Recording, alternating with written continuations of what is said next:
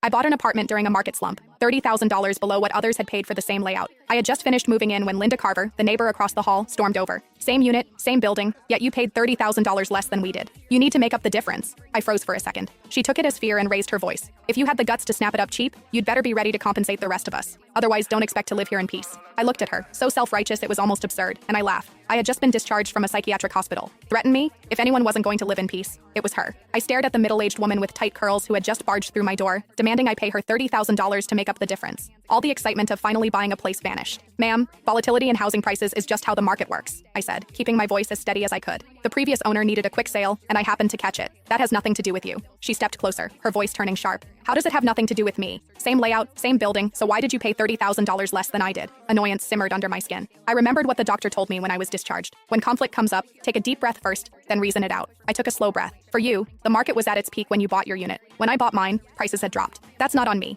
If we follow your logic, then if prices go up another $50,000 next year, are you going to pay me the difference? She planted her hands on her hips. Don't try to confuse me with all that nonsense. We live on the same floor. How can you feel okay taking advantage like that? My son's getting married soon. We need the money. You bought it cheap, so you make up the difference. If you don't fix this, don't expect to live here in peace. I let out a short laugh, irritation bubbling over before I could respond. She suddenly lunged toward my luggage, reaching straight for my bag. Where's the money? Hand it over. $30,000 and not a cent less. A flash of anger shot through me. How could someone be this unreasonable? I was just about to pull out my phone and dial 911. The moment she saw what I was doing, she spun around and headed back to her unit. As she left, she tossed over her shoulder. If you don't pay up, we'll see how long you last here. I gave a cold laugh and ignored her, shutting the door behind me. That afternoon, I went downstairs to Harper's Corner store to pick up some essentials. Denise Harper, the owner in her 50s, scanned me up and down before asking, "You just moved in? 6th floor?" I nodded. She glanced outside, then lowered her voice. "Linda Carver from 601 just posted in the resident group chat saying you bought the place to run some kind of shady business." I froze. "What?" She sighed. "You got that apartment cheap. Their family can't accept it." She pulled up the chat and showed me. The messages were filthy. Linda Carver. At everyone. What do you reckon the woman who just moved into the 6th floor does for a living? I've lived for over 50 years. I know how to read people. What decent young woman lives alone in a place that expensive? You all know what that means. Now that you say it, yeah, that's suspicious. Where would such a young girl get that kind of money? Those kinds of gigs out there pay fast. Don't let her ruin the atmosphere of this place. Heard she's not bad looking? That makes it even more likely. Anyone got her contact? Just curious? Haha,